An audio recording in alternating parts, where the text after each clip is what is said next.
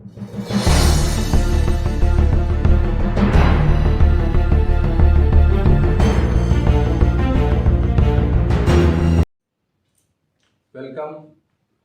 To my channel Vishwajeet research centre.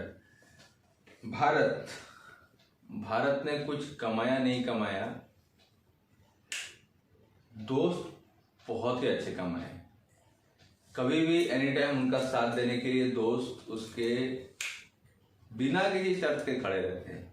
In fact हम एक बार उनको साथ नहीं देते हैं कभी कभी, लेकिन हमारे जो दोस्त हैं, भारत ने इतने अच्छे दोस्त पाए हैं नसीब से कि वो हरदम भारत के साथ ही खड़े रहते हैं। आज हम बात करने वाले हैं भारत के एक ऐसे दोस्त की जो बिना किसी लाभ नुकसान देखे हुए हमारे साथ खड़ा रहता है। ये झंडा पहचानिए आप लोग। ये झंडा जिन्होंने पहचान लिया बहुत अच्छी बात है, जिन्होंने नहीं पहचाना बता देता हूं, ये इजराइल का झंडा है। वीडियो पे आगे बढ़ने से पहले एक बात बता दूं, अभी मैक्सिमम लोगों को 1999 का वॉर याद रहेगा, कारगिल, या सुना भी रहेगा। उसमें जहां हमें किसी ने साथ नहीं दिया, हमारे पास जीपीएस सिस्टम तक नहीं था, इजराइल ने बिना शर्त का हमको जीपीएस सिस्टम दिया था। यूएस ने भी मना कर दिया था, उसने सिर्फ अपने को छोटा मोटा वॉकी टॉकी दिया था। इजराइल था कि हम लोगों को दिया था पूरा navigation system with GPS, satellite का फोटोग्राफ्स के साथ, कि हम अपना रणनीति बना सके। अभी इजराइल का तो बात हो गया, ये इंसान का फोटो देखिए, बेंजामिन नेतन्याहू। इजराइल और इंडिया का संबंध जब हुआ, अपने चरम सीमा पर पहुंचा, एकदम एवरेस्ट से भी ऊपर ऊंचाई पर, वो नेतन्याहू का ही टर्म में हुआ। इनके बाद आए नफ्ताली बेनेट। नफ्ताली बेनेट भी प्रो इंडिया थे, लेकिन उतना नहीं हो पाया। मतलब जहां पे नेतन्याहू ने अपना और इंडिया का रिलेशन छोड़ के रखा था, वहीं पे रुका रह गया। एक बात और बताता चलूं, Narendra Modi is the first prime minister to visit Israel, आप मान के चलो। और इजराइल एक ऐसा कंट्री है ना, हम लोग सोचते हैं हर चीज चाइना जापान ये लोग बनाता है, नहीं। अपना पेन ड्राइव्स इजराइल बनाता है, मैं अपना मोबाइल का सिम कार्ड्स का टेक्नोलॉजी इजराइल, छोटे छोटे माइक्रोफोन्स इजराइल टेक्नोलॉजी में दुनिया में उसके आगे कोई नहीं है। इनफैक्ट दुनिया में सबसे बुद्धिमान इंसान भी इजरायली ही है। And Israel have very much advance technology, और उनके लोगों का भी बहुत तेज दिमाग होता है। एक साइंटिस्ट का नाम हर किसी ने सुना रहेगा, एल्बर्ट आइंस्टाइन, इजराइल के हैं, ठीक है। अभी हम बात करने वाले हैं, ये तो आपको इजराइल का एक छोटा सा नमूना दे दिया, लेकिन जैसे ही अभी नफ्ताली बेनेट का सरकार गिरा, वापस से नेतन्याहू आने वाले हैं, और आते ही उन्होंने ऐसा घोषणा कर दिया है कि आप समझिए नेतन्याहू कितने इंपॉर्टेंट है इंडिया के लिए, या हम उसके लिए कितने इंपॉर्टेंट है। एक ऐसा लीथल वेपन अपने को मिलने जा रहा है जिससे अपने सैनिकों की अनमोल जीवन की रक्षा हो सकती है। सैनिक मरना बहुत बड़ी बात होती है, उसका ट्रेनिंग, उसका चीज, इनफैक्ट छोड़िए, वो सब बात तो अलग है।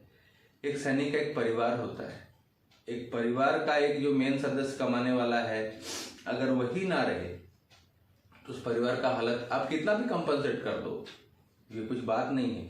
इसी चीज को देखते हुए इजराइल ने एक, और इजराइल आपको क्यों बताता हूँ, टेक्नोलॉजी में आ गए, हमारा और उसका सिचुएशन एक जैसा है। जैसे हम कश्मीर में, नॉर्थ ईस्ट में आतंकवादियों से लड़ते रहते हैं, वैसा इजराइल भी 5 मुस्लिम कंट्री से घिरा हुआ है, वहां पे आतंकवादी हमले होते रहते हैं, लेकिन हिम्मत ही नहीं है कि कोई इजराइल को टच भी कर दे। ये इजराइल की कैपेसिटी है। मैं इजराइल पर भी एक वीडियो लेता आऊंगा, पूरा उसका बताऊंगा हिस्ट्री क्या है, जरूर से जरूर बताऊंगा, क्योंकि वो जानना बहुत जरूरी है कि इजराइल का क्वालिटी और कैपेसिटी क्या है। तो अभी अपने टॉपिक पे हम आगे जाते हैं।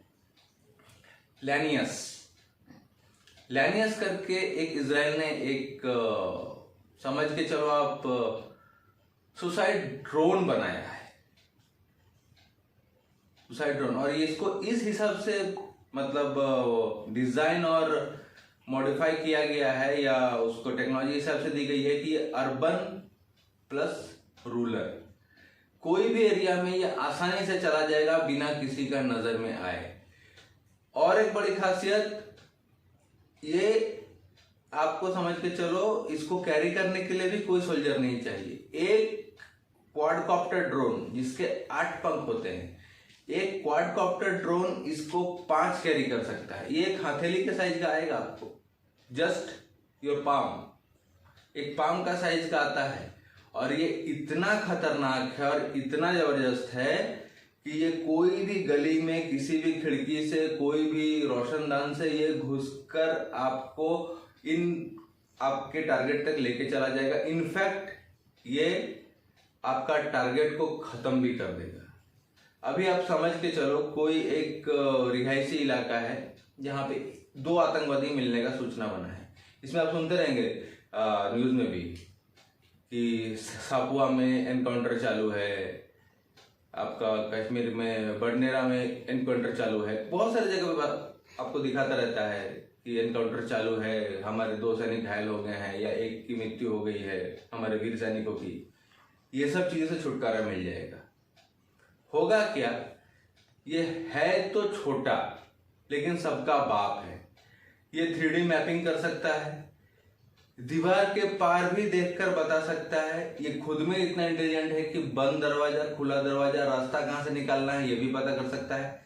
और सबसे बड़ी बात, आपको एग्जैक्ट ले जाके आतंकवादी को भी दिखाएगा। और इतना साइलेंट है कि पहली बात तो जब तक उसके 6 फीट दूर में ना आए उसको पता ही ना चले कि मेरे पास भी आया है। एक और खासियत बताता चलूं, ये आपका किसी भी इंसान को स्कैन तक करता है।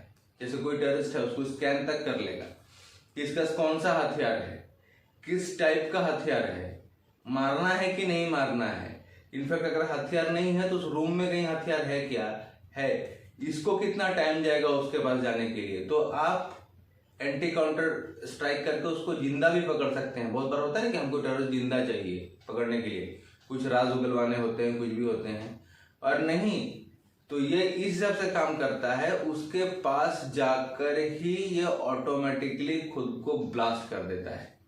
और ये इतना सेंसिटिव है, आप समझ के चलो कि जब भी जरूरत है तभी होता है।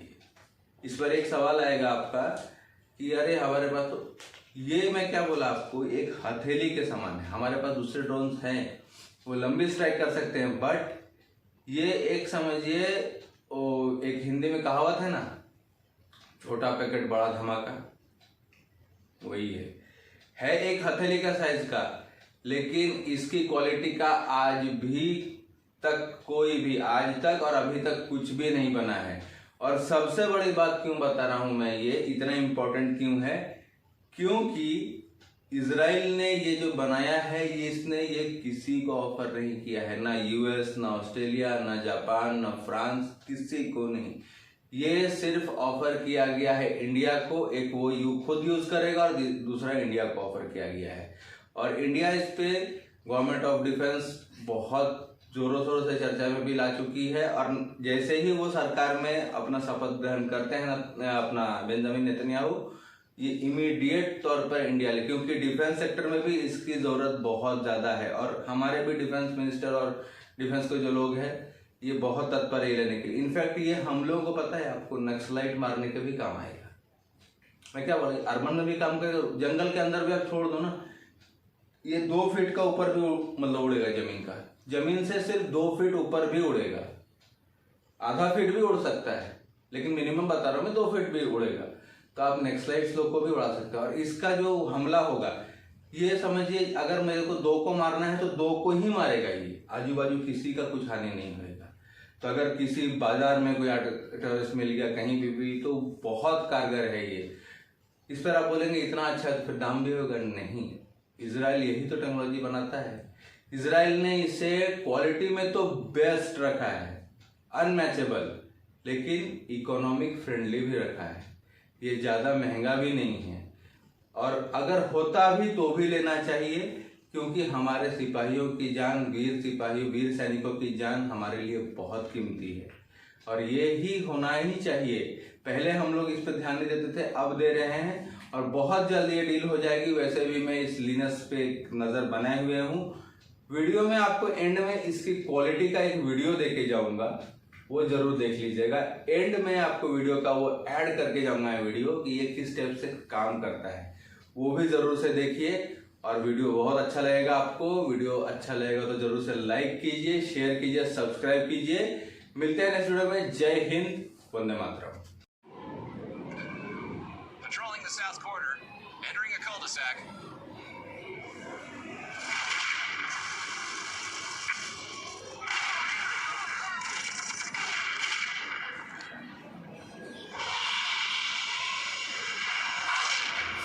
We are getting hits.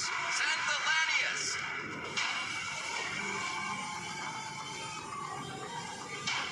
Elwin Systems presents Lanius Search and Attack in One.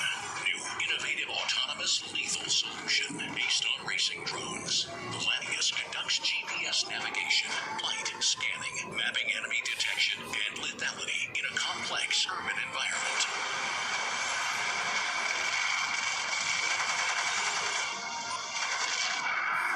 The Lanius is equipped with AI technologies that allows navigation to building, scanning the building to identify openings, scanning and mapping, object avoidance, enemy detection and classification, target incrimination by human and lethality.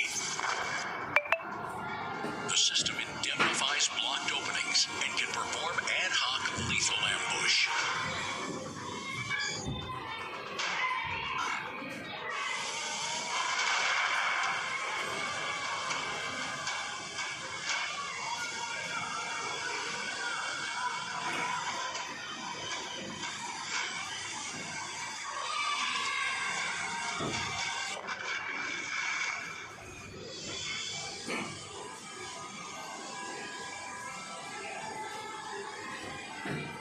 Increasing lethality and combat tempo while maximizing human survivability.